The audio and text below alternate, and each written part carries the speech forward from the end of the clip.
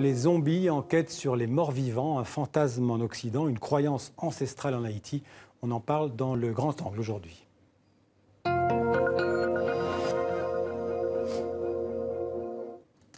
Avec l'invité du Grand Angle, Philippe Charlier. Bonsoir. Bonsoir. Alors Philippe Charlier, vous êtes médecin légiste, vous avez notamment pratiqué de nombreuses autopsies judiciaires, mais vous êtes aussi anthropologue, une sorte d'archéologue des morts, un paléopathologiste, mais pas seulement. Vous êtes passionné en tout cas par l'étude des restes humains, et aussi d'ailleurs des morts, des gens qui viennent de mourir, mais aussi des restes humains. Certains médias vous ont surnommé l'Indiana Jones des cimetières. Je ne sais pas si vous acceptez le qualificatif. Vous êtes un familier des squelettes, des crânes, des momies. Bref, vous essayez de faire parler les morts. Vous avez par exemple identifié un crâne comme étant celui du roi Henri IV. C'est une thèse qui a été contestée, mais ce n'est pas le sujet d'aujourd'hui. Donc très naturellement, si j'ose dire, vous vous êtes intéressé aux zombies. Vous publiez aux éditions Taillandier « Zombies, une enquête sur les morts vivants ». Et vous l'écrivez, la patrie des morts vivants, c'est Haïti. Donc vous allez mener votre enquête en Haïti. Mais première question, pourquoi cette île des Caraïbes est-elle devenue, ou est-elle encore, la terre des zombies ? C'est un endroit magique, et c'est d'ailleurs l'île magique, c'est un des surnoms de Haïti. C'est un pays qui est à la confluence entre des croyances ancestrales d'Afrique subsaharienne et puis également un fond, on va dire, catholique. Parce qu'au moment du transfert des esclaves et du peuplement de ce peuple qui va travailler sous le joug des Européens dans les anciennes îles de Saint-Domingue, eh bien, qu'est-ce qui s'est passé? Et on a eu une mixité entre les deux croyances et la naissance d'une religion à part entière, qui est celle du vaudou, qui pratique vraiment des rituels et qui amalgame des croyances entre ces deux religions primordiales. Alors, le vaudou qui a des racines africaines, on va en parler dans un instant. Mais d'abord, le zombie, un zombie, comment est-ce qu'on pourrait définir un zombie? Il y a trois zombies, en fait, différents. Le zombie, c'est quelqu'un qui est considéré socialement comme ayant été mort, étant ressuscité et comme revenant d'entre les morts. C'est un qualificatif qui n'est pas biologique, c'est social, c'est une mort sociale.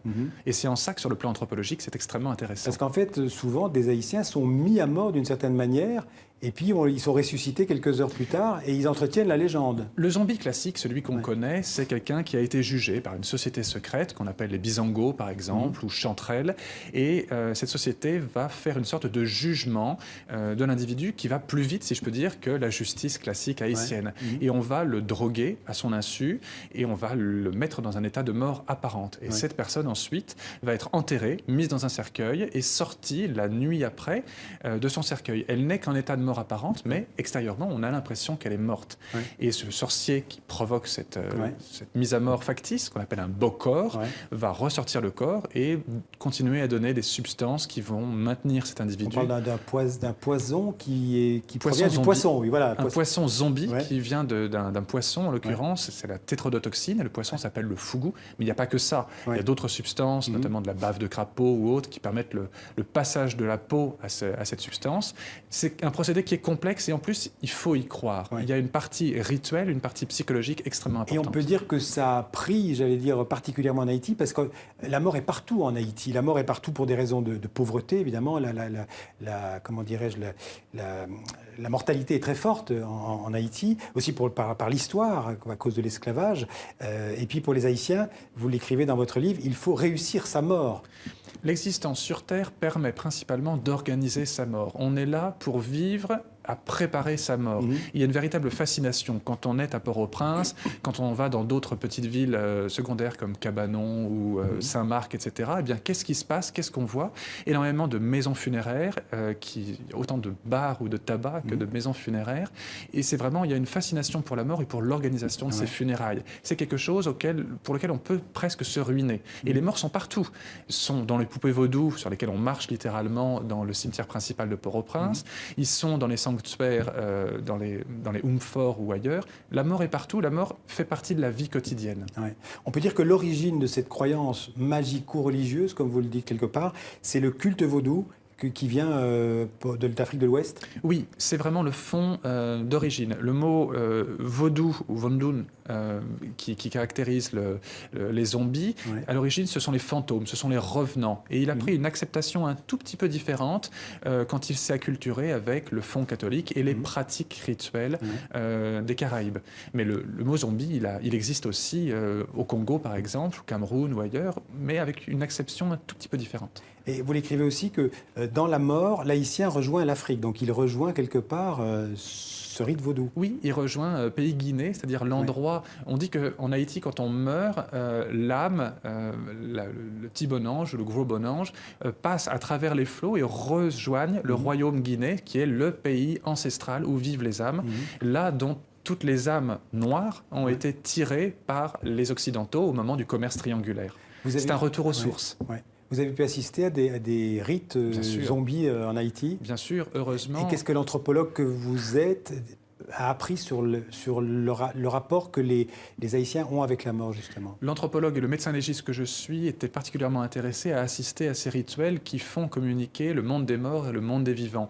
Et surtout à ce jeu de la mort, pour reprendre un terme de film, c'est vraiment le jeu de la mort. On joue à être sans arrêt à l'interface entre être vif ou être mort. Et notamment, il y a des situations comme dans les cimetières où on va sortir les morts, ou d'autres où on va communiquer avec les morts.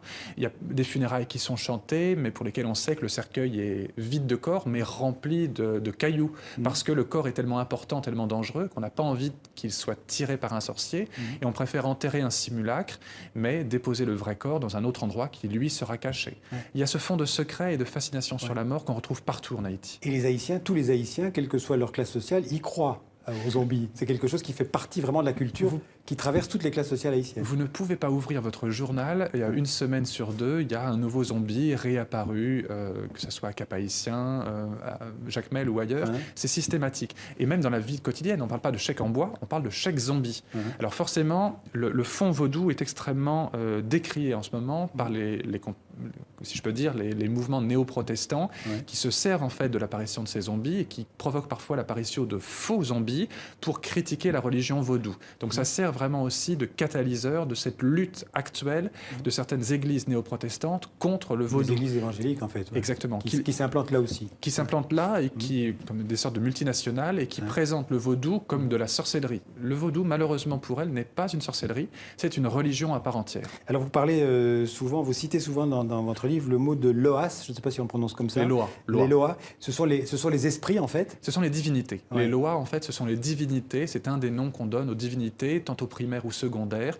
Voilà, et on interfère avec les Loas quand on demande une grâce ou quand on remercie d'une grâce obtenue. Et après avoir écrit cette enquête sur les morts vivants, vous avez l'impression d'avoir percé le secret, le mystère des zombies, où il reste encore des choses à découvrir? Non, il reste encore beaucoup de choses à découvrir, mais par contre, ce livre m'a permis deux choses. D'abord, de me rendre compte de la difficulté à établir un constat de décès. Être sûr que quelqu'un est mort, c'est vraiment extrêmement difficile. Surtout que l'identité n'est pas facile parfois à établir en Haïti. L'identité, et surtout après la catastrophe du tremblement de terre. Ou s'il y en a un, il n'est pas toujours très fiable. Après le séisme, énormément de il y a des gens qui prennent l'identité des morts parfois, carrément. Et ça peut être utile. Et justement, c'est là aussi l'autre chose que ça m'a appris, c'est que le zombie peut avoir un côté social et une utilité sociale. Certains critères d'identification des zombies en Haïti pourraient tout à fait être utilisés pour des individus considérés comme sans domicile fixe ou exclus socialement ici en France. Moi, je travaille à l'hôpital de Nanterre, par exemple, et je peux vous dire que certains patients que je peux voir en consultation seraient considérés en Haïti comme zombies. Chez nous, ils sont simplement exclus socialement. Mais les critères qui les qualifient sont les mêmes. Alors que le zombie en Haïti est intégré dans la société. Il est intégré. Alors, on peut dire que c'est un fou, on peut dire, donc c'est la psychiatrie, on peut dire qu'il a été récupéré socialement, c'est l'interversion d'identité que vous citiez, ou alors on peut dire que oui, il est vraiment passé sous terre, comme on dit, et c'est un zombie au sens religieux. Ce sont les trois acceptations du zombie. Alors l'intérêt qu'on constate pour les morts vivants dans la littérature, dans le cinéma occidental, ça n'a rien à voir avec les zombies haïtiens? On peut faire le parallèle? Historiquement, si. Lorsque Haïti, lapsus révélateur, lorsque Haïti est sous domination américaine dans les années 30-40, eh bien les producteurs découvrent ce fond qui les fascine littéralement et du coup, ensuite, ils vont l'extrapoler. Mais ça n'a rien à voir en pratique.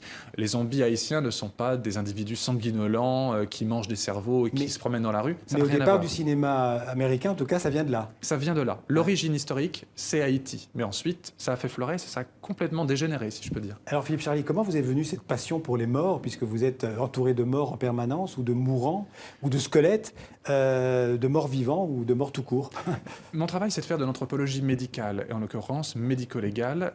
Mon travail, c'est de récupérer ces informations avant qu'elles ne disparaissent complètement, soit sur des corps morts, soit de mieux comprendre tous les rituels et tout le caractère social qui entoure la maladie, le mourir et la mort. Eh bien, je peux trouver ces réponses-là autant dans mon activité hospitalière parisienne que dans mon activité de chercheur anthropologue en Haïti. Pour moi, c'est une continuité. Alors je le disais au début, vous avez identifié le crâne d'Henri IV, on peut en parler quelques secondes. Vous menez d'autres enquêtes en ce moment, identiques? Oui, on travaille toujours sur des restes tantôt historiques, parce que les restes historiques ou archéologiques sont pour nous un excellent substrat, un excellent échantillon pour la médecine légale. On ne peut pas en ce moment, avec la loi, expérimenter les techniques d'identification ou les techniques de diagnostic sur des corps qui sont fournis par la justice à nous, médecins légistes, pour être autopsiés. On n'a pas le droit, c'est illégal. Alors du coup, avec un opportunisme raisonné, on travaille sur des restes archéologiques, notamment avec des institutions comme l'INRAP ou des musées nationaux. Merci beaucoup Philippe Charlier. Je rappelle votre livre, donc Zombie, enquête sur les morts vivants, aux éditions Taillandier. Merci beaucoup. Merci.